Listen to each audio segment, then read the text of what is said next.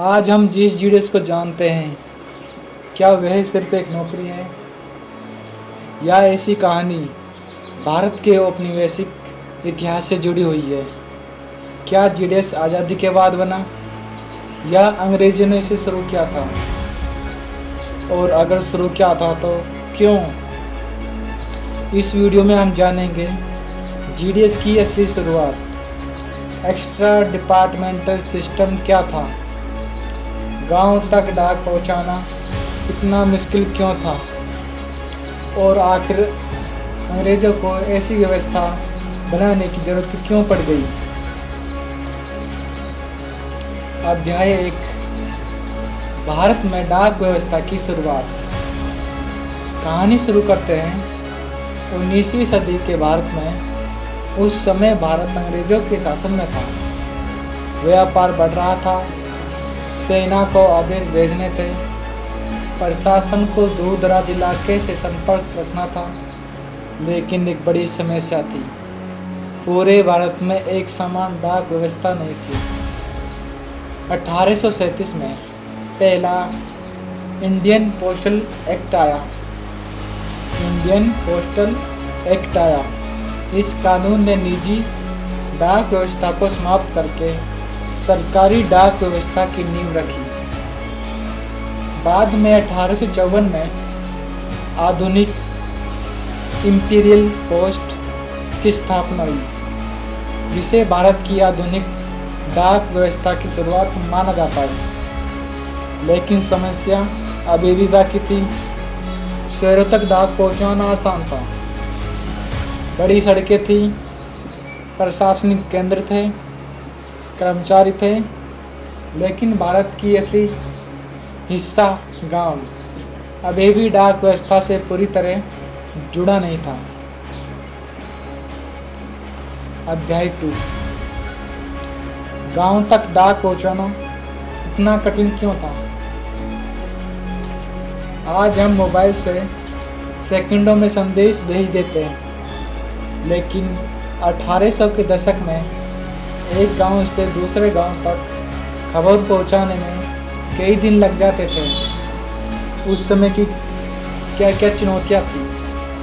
पक्की सड़कें नहीं थी, रेलवे नेटवर्क भी सीमित था, गांव दूर दूर तक फैले हुए थे, हर गांव में नियमित सरकारी कर्मचारी रखना बहुत महंगा पड़ता था, डाक की मात्रा भी कम थी। ऐसे ही वजह थी जहां अंग्रेजों को एक सस्ता और व्यवहारिक समाधान चाहिए था। तब उभर के आया एक्स्ट्रा डिपार्टमेंटल सिस्टम। और इसे क्यों बनाया गया? सरकारी समिति रिपोर्टों के अनुसार ग्रामीण क्षेत्रों में डाक सेवा देने के लिए एक्स्ट्रा डिपार्टमेंटल पोस्टल सिस्टम की उत्पत्ति 1866 से 1867 के आसपास मानी जाती है। शुरुआत में इसका दायरा मुख्य रूप से ब्रांच पोस्ट मास्टर तक सीमित था।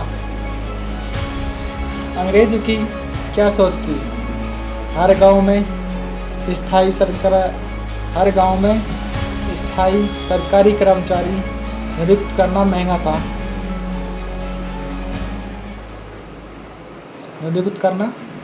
था। गांव के ही किसी भरोसेमंद व्यक्ति को डाक का काम दिया जाए, उसे पूरा वेतन नहीं बल्कि छोटा सा भत्ता दिया जाए। वह अपना दूसरा काम भी करता था, लेकिन स्कूल चलाना, दुकान चलाना, ये खेती करना, रात में उसको काम करने पड़ते थे। यही था एक्स्ट्रा डिपार्टमेंटल सिस्टम, मतलब विभाग की नियुक्ति कर्मचारी नहीं बल्कि विभाग के बाहर से लिए गए स्थानीय एजेंट थे। अध्याय 4, पहले जीडीएस कौन थे? शुरुआत में इन्हें आज की तरह जीडीएस नहीं कहा जाता। उस समय गांव में डाक का काम अक्सर इन लोगों को दिया जाता था, जैसे स्कूल मास्टर, दुकानदार, सरकारी पेंशनभोगी, गांव के कुछ सम्मानित व्यक्ति, इन लोगों का डाक का काम दिया जाता था। समिति रिपोर्टों में उल्लेख है कि 1880 तक ऐसे लोगों को डाक कार्य सौंपा जाता था। उन्हें मिसलेशियस एजेंट कहा जाता था।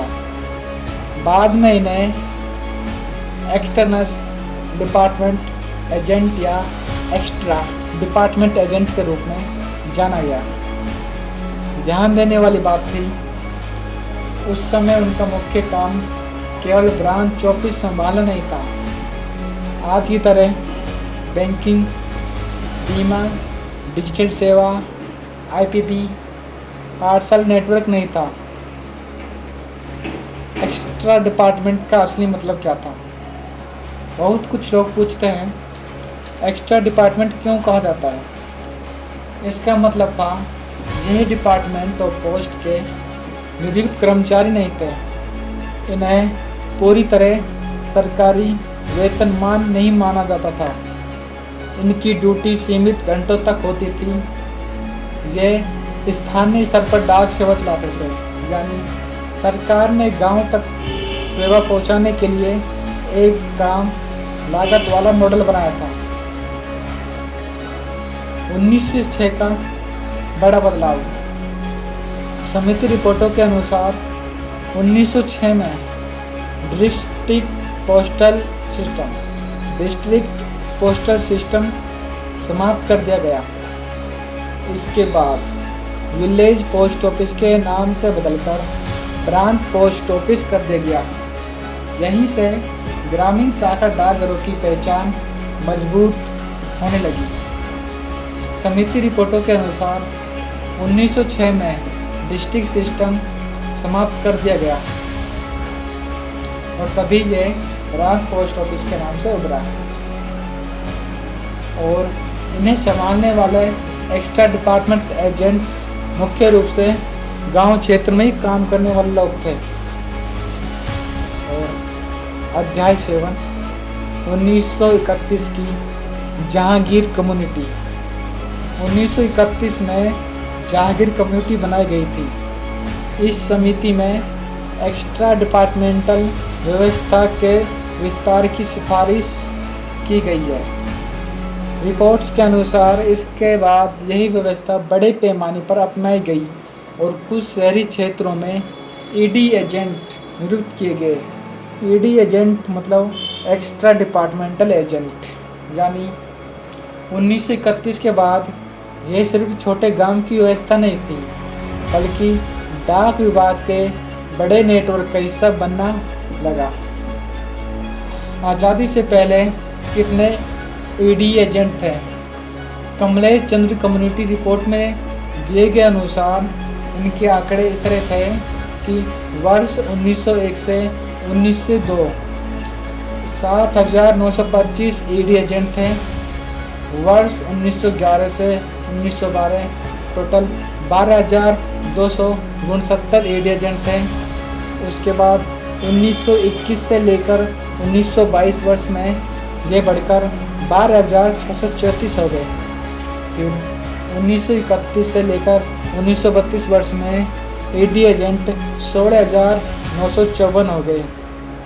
फिर वर्ष 1941 से 1942 के बीच यह ईडी एजेंट 20,389 हो गए। और 15 अगस्त 1947 में जब आज़ादी मिली तब ईडी एजेंट मतलब एक्स्ट्रा डिपार्टमेंट एजेंट थे जो 20,746 थे। यानी भारत की आज़ादी तक लगभग 20,746 एक्स्ट्रा डिपार्टमेंटल एजेंट कार्य करते थे। क्या जीडीएस आज़ादी के बाद बना? नहीं, यह सबसे महत्वपूर्ण बात है। जीडीएस की जड़ें आज़ादी से पहले की है।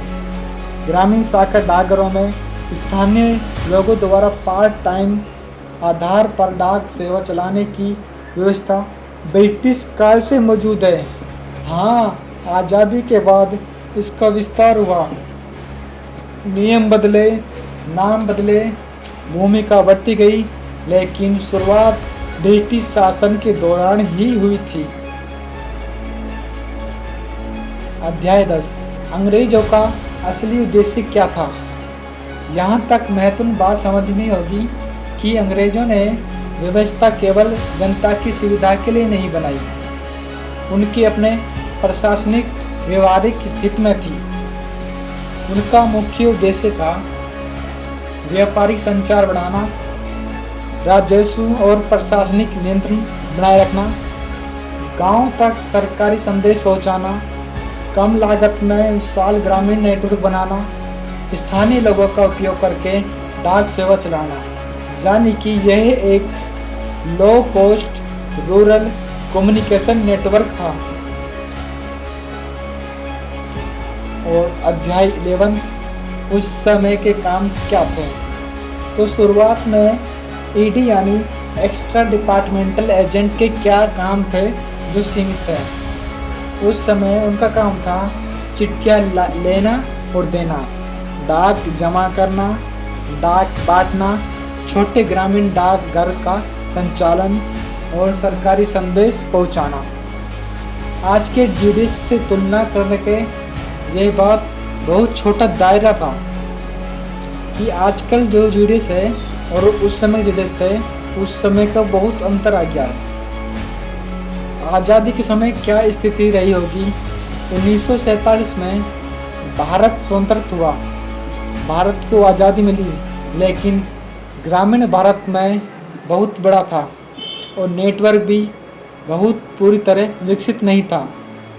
उस समय सरकार के सामने सवाल था, क्या हर गांव में नियमित कर्मचारी रखा जाए या पुराने एक्स्ट्रा डिपार्टमेंट मॉडल को जारी रखा जाए। सरकार ने दूसरे विकल्प को चुना क्योंकि यह सस्ता था और पहले से काम कर रहा था।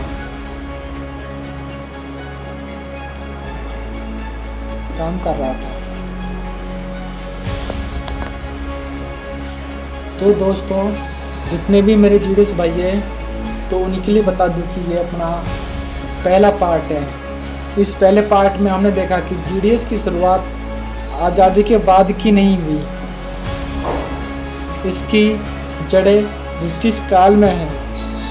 1837 से लेकर 1854 ने आधुनिक डाक व्यवस्था की नींव रखी। 1866 से 1867 के आसपास ग्रामीण डाक सेवा के लिए ईडी एक्स्ट्रा डिपार्टमेंट सिस्टम विकसित हुआ।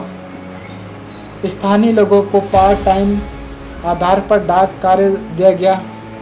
1906 में विलेज पोस्ट ऑफिस से ब्रांच पोस्ट ऑफिस बनाया गया।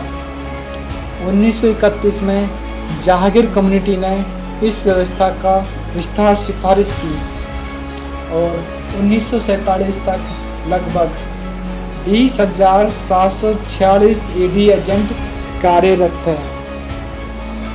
तो मेरे जितने भी जीडीएस भाई ये वीडियो देख रहे हैं, तो मैं आपके लिए बता दूं कि ये हमारा जीडीएस को एक्सप्लोर करने का पहला पार्ट था और आप बताएंगे कि हम दूसरा पार्ट कब लाए।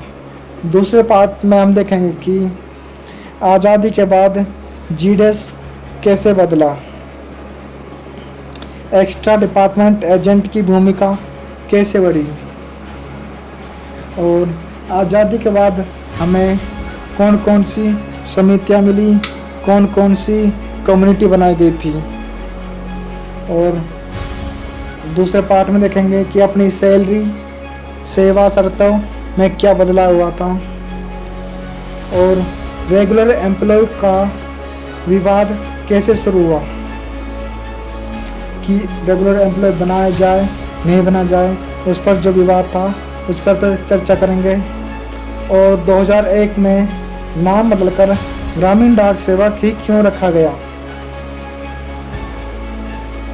तो मेरे जितने भी जीडीएस बीपीएम भाई है, डाक विभाग की असली कहानी जानना चाहते हैं, तो इस सीरीज को अलग भाग मिस मत कीजिएगा, क्योंकि अगले भाग में हम बताएंगे आज़ादी के बाद जीडीएस की भूमिका कैसे बदली और आज भी यह भारत की सबसे ग्रामीण नेटवर्क की रीढ़ क्यों मानी गई है।